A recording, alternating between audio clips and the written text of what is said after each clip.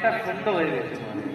ইলাবন খণ্ড, কেতুমাল খণ্ড, হরিবংশ খণ্ড, কিমপুরুষ খণ্ড, ভদ্রাংশ খণ্ড, কেতুমাল খণ্ড, উত্তর কুরু খণ্ড আর অজনাভ খণ্ড, এমন 9টি খণ্ড হয়ে গেছে। তার মধ্যে যে অজনাভ খণ্ড, এর রাজা বলেন মহারাজ নাভি। নাভি মহারাজের বিবাহ মেরুদেবীর সাথে হলো।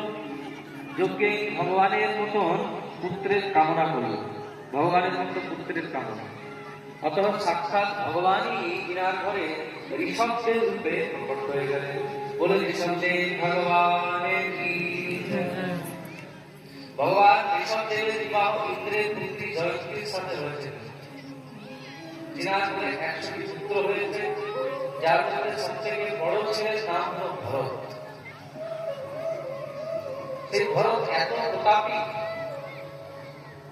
যে আমাদের অজনাভ খণ্ডের নাম ভারতবর্ষ। বলিয়ে ভারত মাতা কি।